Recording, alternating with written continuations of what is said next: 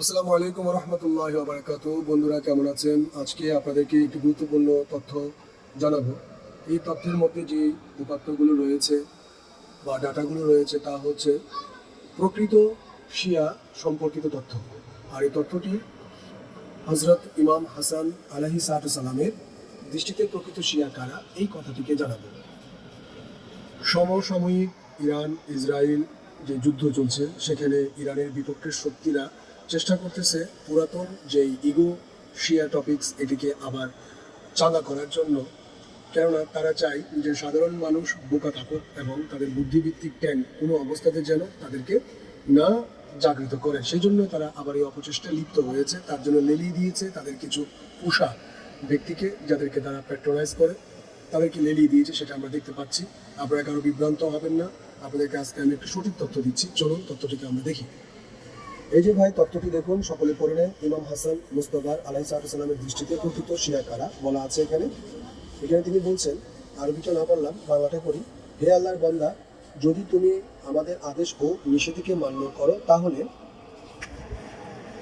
তুমি সত্য বলেছ এবং আমাদের শিয়া বা অনুসারী, দেখেছেন অনুসারী, তাহলে এখানে কথা আসে যে যার অনুসারী সে তার শিয়া, এই কথাটি মনে রাখবেন। আর যদি তুমি আমাদের আদেশ ও নিষেধকে অমান্য করে নিজেকে আমাদের অনুসারী তথা শিয়া বলে দাবি করো তাহলে এহেন অন্যায় দাবির জন্য তুমি তোমার নিজের গুনাহকে বৃদ্ধি করলে। এই কথা বলো না যে আমি আপনার শিয়াদের মধ্যে একজন, বরং বলো আমি আপনাদের ভক্ত এবং আপনাদেরকে ভালোবাসি।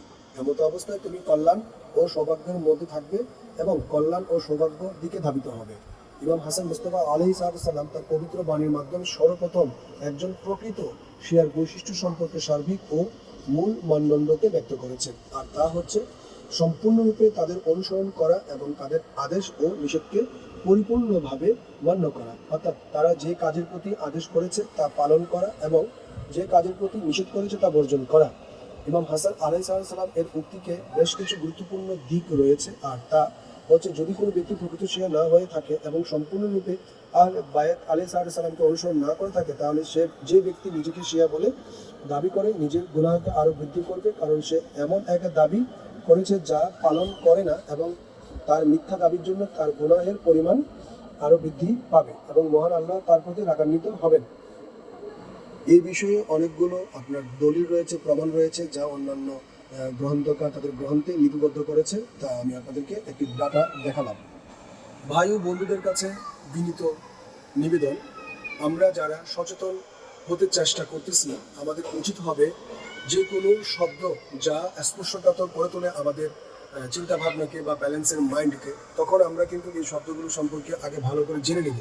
কারো কথায় কারো প্ররোচনায় আমরা উত্তেজিত হয়ে অন্যকে দোষারোপ করার কোনো যুক্তিকতা থাকবে না। কেননা অবজ্ঞা এবং বিদ্বেষ এই শব্দগুলো অত্যন্ত ক্ষতিকর শব্দ।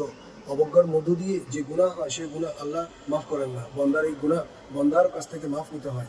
আজকে যেই ধরনের মোল্লাতান্ত্রিক সমাজ ব্যবস্থা গড়ে তোলার চেষ্টা করতেছে ইহুদি শক্তিরা আমাদের মধ্য দিয়ে, অর্থাৎ আমাদেরকে তৃতীয় পক্ষ দিয়ে শাসন করার যে অপচেষ্টা তারা করে গেছে তা কিন্তু ফেলিওর হয়ে যাচ্ছে আস্তে আস্তে। তাই তাদের এখন একটাই চিন্তা, তাদের এই সাম্রাজ্যবাদী চিন্তাতে যেন কোনোভাবে ইমানি শক্তি জাগরিত না হতে পারে, সেই জন্য তারা লিলিয়ে দিয়েছে তাদের ওই মানুষগুলোকে যারা তাদের ওয়ার্ডার ফলো করে। সাবধান, সতর্ক, সকলের জন্য শুভকামনা রইল। আল্লাহ প্রত্যেক ইমানকে হেফাজত করুক। ইলাহি আমিন। আল্লাহুম্মা সাল্লি আলা মুহাম্মাদ ওয়া আলি মুহাম্মাদ।